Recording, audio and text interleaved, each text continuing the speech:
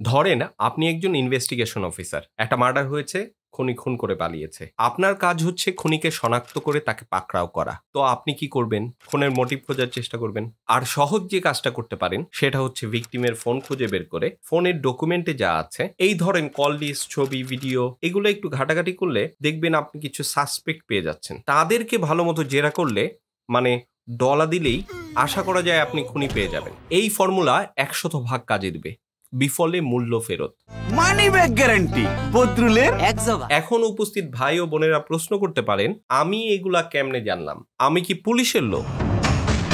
জি না ভাই, আমি পুলিশের লোক না। বাংলাদেশের ওয়েব সিরিজে মার্ডার মিস্ট্রি দেখতে দেখতে আমি জেনে গেছি কিভাবে কি করতে হয়। তো আমাদের এই জ্ঞানকে আরো সমৃদ্ধ করতে চরকি রিসেন্ট কালপুরুষ নামক ওয়েব সিরিজ রিলিজ করেছে। ওয়েব সিরিজটি দেখার পর আমার যা ধারণা, যা জ্ঞান সম্পূর্ণ পাল্টে গেছে। এই ওয়েব সিরিজ দেখার আগে আমি ভাবতেই পারি নাই এত সহজে মার্ডার মিস্ট্রি সমাধান করা সম্ভব। মাইন্ড ব্লোয়িং, মানে একেবারে যাকে বলে ব্রহ্মাস্ত্র। প্রশ্ন হচ্ছে সেইটা কি? ধারণা করেন তো। পারলেন না তো? আমি বলে দিই, সেইটা হচ্ছে টাইম ট্রাভেলিং। কোনোভাবে যদি টাইম ট্রাভেল করে খুনের ঘটনা যখন ঘটে সেই মুহূর্তে চলে যেতে পারেন, তাহলেই কেল্লা ফাতে। আপনি নিজের চোখেই দেখে আসতে পারবেন খুনিকে, ভুল হবার কোনো চান্স নাই। যাই হোক, তো মার্ডার মিস্ট্রির আড়ালে টাইম ট্রাভেলের নানান কায়দা কানুন নিয়ে বানানো ফিল্ম সিন্ডিকেট প্রযোজিত, সালজার রহমান পরিচালিত ওয়েব সিরিজ কালপুরুষ। এই ভিডিওতে আমি ওয়েব সিরিজটি রিভিউ করব। আপনারা আপনাদের সিট বেল্ট বেঁধে নেন আর চলেন আমার সাথে টাইম ট্রাভেল করে আসি। 2023 সালে প্রযোজনা প্রতিষ্ঠান ফিল্ম সিন্ডিকেট ঘোষণা দিয়েছিল তারা 12টি ওয়েব সিরিজ আর ফিল্ম বানাতে যাচ্ছেন। তার প্রথম কিস্তি ছিল কালপুরুষ নামক ওয়েব সিরিজটি। তো ওয়েব সিরিজটি নিয়ে অনেক আশা ভালোবাসা ছিল,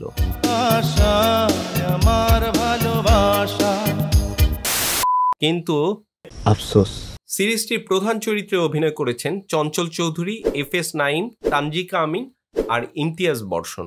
গল্পের শুরুতেই আমরা একটা খুন দেখতে পাই, আর সেই খুনের তদন্তের দায়িত্ব পায় ইন্সপেক্টর মিরাজ। মোটা সোটা লোক ইন্সপেক্টর মিরাজ, তার স্ত্রী নোভা, তাদের কোনো বেবি হয় নাই, এই নিয়ে তাদের টেনশন। এদিকে খুনের ঘটনায় হঠাৎ এন্ট্রি ঘটে শেহজাদ নামক রহস্য মানবের। প্রথমে খুনি সন্দেহ করা হলেও পরে তাকে নিয়ে ইন্সপেক্টর মিরাজ সমাধান করে ফেলে 2টি খুনের রহস্য। একটা খুনের সাথে আরেকটা খুন ফ্রি।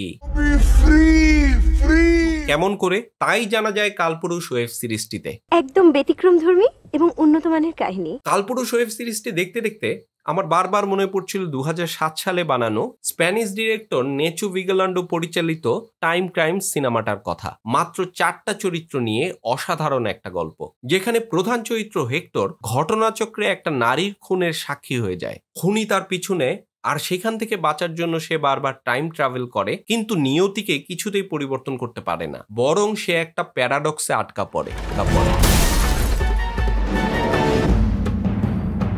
কালপুরুষেও টাইম ট্রাভেলের কনসিকুয়েন্স আছে, যেখানে গল্পের প্রধান চরিত্র মিরাজ খুনের রহস্য উন্মোচনের জন্য শেহজাদের মাধ্যমে টাইম ট্রাভেল করে, আর এর ফলে খুনের রহস্য সমাধান হলেও সে জানতে পারে কিছু অপ্রিয় সত্য। ইন্টারেস্টিং একদম। কালপুরুষ ওয়েব সিরিজটি প্রথমে মার্ডার মিস্ট্রি জনরার মনে হলেও দ্বিতীয় এপিসোডের ক্লিপ হ্যাঙ্গারে শেহজাদ নামক ডাক্তার কিংবা কেমিস্টের আগমনের পর থেকে সেটা সায়েন্স ফিকশন হয়ে যায়। তবে গল্পের মূল প্লট খুনের রহস্য সমাধান। এছাড়াও কিছু সাবপ্লট আছে, যেমন মিরাজ আর নোভার দাম্পত্য জীবন আর তার কনফ্লিক্ট, যা শেষে ক্লাইম্যাক্সে গিয়ে পরিষ্কার হয়। এছাড়াও কলিগ SI জাহাঙ্গীরের সাথে মিরাজের সম্পর্ক, কিংবা যশোরের অবসরপ্রাপ্ত পুলিশ অফিসার শামসুল আলমের ঘটনা গল্পের সাবপ্লট হিসেবে ছিল।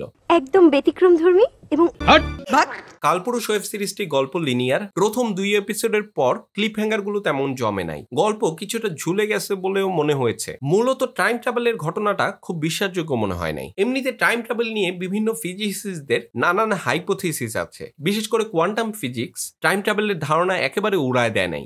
Einstein's special theory of relativity lays out the whole recipe.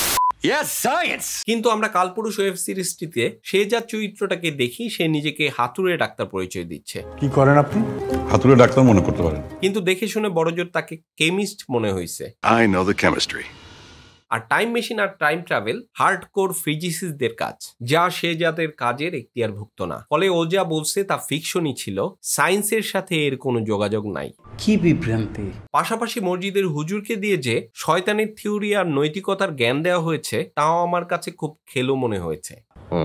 এছাড়াও নানান দুর্বলতা ছিল এই স্ক্রিপ্টে, যেমন সিসিটিভিতে শেহজাদকে দেখার পর তাকে কেমন করে খুঁজে বের করা হলো তা আমরা জানি না, একটা টাইম স্কিপ টাইটেল ব্যবহার করা হয় শুধুমাত্র। তারপর মিরাজ কিছু না জেনে কেন র্যান্ডম একটা ওষুধ তুলে নেবে আর সেটা খাবার জন্য কেন শেহজাদের ল্যাবে গিয়ে উপস্থিত হবে সেগুলো বোঝা যায় না। তারপর মরা ইঁদুরের ঘটনাটা সেটাও পরিচালক গল্পে এস্টাবলিশ করার প্রয়োজন মনে করে নাই। তারপর এক জায়গায় শুনতে পাই জয়ন্ত চট্টোপাধ্যায়ের চরিত্র শামসুল আলম মিরাজের থানাকে ধানমন্ডি থানা কিনা জানতে চাচ্ছেন, ধানমন্ডি থানা, কিন্তু পরে দেখি সে আসলে কাজ করে আকাশনগর থানায়। এরকম নানান অসঙ্গতি আছে স্ক্রিপ্টে, যেগুলোর ব্যাপারে আরো যত্নশীল হবার সুযোগ ছিল।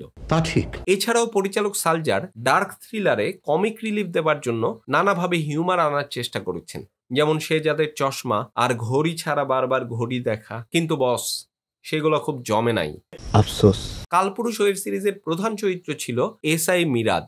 মিরাজের পয়েন্ট অফ ভিউ থেকে আমরা পুরো গল্পটা দেখতে পাই। মিরাজ মোটাসোটা একজন মানুষ, পুলিশের চাকরির জন্য তার শারীরিক গঠন যৌক্তিক না, কিন্তু তাকে এই ব্যাপারে খুব চিন্তিত বলে মনে হয় নাই। মোটা থাকবার কারণ হিসাবে সে জানায় তার স্ত্রী নোভা তার ভুঁড়িওয়ালা পেটের উপর মাথা রেখে যেন নিশ্চিন্তে ঘুমাতে পারে, এই জন্য সে চিকুন হবার চেষ্টা করে না।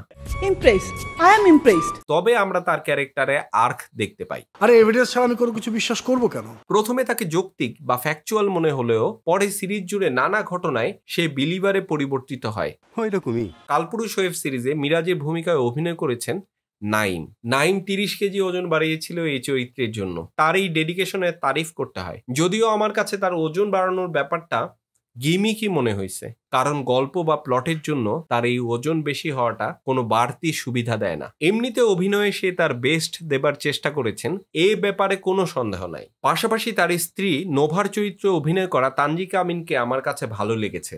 চঞ্চল চৌধুরী শেহজাদ চরিত্রে অভিনয় করেছেন। চঞ্চল তো ভালো অভিনয় করেই, তার অভিনয় নিয়ে আলাদা করে কিছু বলার নাই, তবে কিছু জায়গায় সিচুয়েশন অনুযায়ী তার অভিনয় জুৎসই মনে হয় নাই।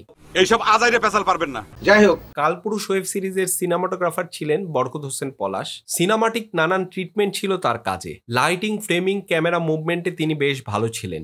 সালে সুবান অনিম তার এডিটিং এর মাধ্যমে গল্পের মুড আর রিদমকে ঠিকঠাক মেনটেন করে গেছেন, যদিও মাঝখানে কিছুটা সময় বোর লাগে। এছাড়া অভিষেক ভট্টাচার্যের সাউন্ড আর শিহাব নূর নবীর আর্ট ডিরেকশন ভালো ছিল। Good, very good, thank you. Making a Kalpurush web সিরিজটি উতরে গেলেও আমার কাছে মূল সমস্যা স্ক্রিপ্ট আর ডায়লগই মনে হয়েছে। পরিচালক এখানে মার্ডার মিস্ট্রিতেই থাকতে পারতেন, টাইম ট্রাভেল আর সায়েন্স ফিকশন এনে জনরার ম্যাশআপ করার দরকার ছিল না। মিরাজের সেক্সুয়াল ডিসঅর্ডার নিয়ে উনি যা বলবার চেষ্টা করেছেন সেটা ভালো প্লট পয়েন্ট ছিল। ফ্রয়েডীয় নানা ব্যাপার স্যাপার এখানে এস্টাবলিশ করতে পারলে সেটা অন্য লেভেলে চলে যেত। ক্রিস্টোফার নোলানের ইনসোমিনিয়া আমার অনেক পছন্দের একটা মার্ডার মিস্ট্রি। অ্যাল পাচিনোর অভিনয় কত চমৎকার ভাবে ইনসোমিনিয়ার সাথে মার্ডার মিস্ট্রিকে রিলেট করা হয়েছে, অসাধারণ। তারপর মোস্তফা মনোয়ারের চরিত্রটা কেন সেই রকম গুরুত্ব পেল না সেটাও ঠিক বোঝা গেল না। ইন্টারেস্টিং ক্যারেক্টার ছিল। তো এইরকম অনেক কিছুই হতে পারতো। কি হতে পারতো এটা নিয়ে আলোচনা যেহেতু অনর্থক, সেহেতু এইখানেই ক্ষান্ত দিলাম। আর কিছু সব শেষে যেটা বলতে চাই, ফিল্ম সিন্ডিকেটের অনেক কাজই তো আগে দেখা আছে, তাই দর্শক হিসেবে একটা আলাদা চাহিদা তৈরি হয়েছে। তাদের একজন শুভাকাঙ্ক্ষী হিসেবে চাই সামনে যে কাজগুলো আসবে সেগুলো যেন আমাদের প্রত্যাশা পূরণ করতে পারে। তাহলে এবার যান, বাই। আপনাদের কাছে সিরিজটি কেমন লেগেছে তা আমাকে কমেন্ট বক্সে জানাতে পারেন। ভিডিওটি ভালো লাগলে লাইক শেয়ার করুন, আর এই ধরনের আরো ভিডিও দেখতে চ্যানেলটিকে সাবস্ক্রাইব করে রাখতে পারেন। সিনেমার সাথে থাকুন, সিনেমা কবিরস রেসিপির সাথে থাকুন।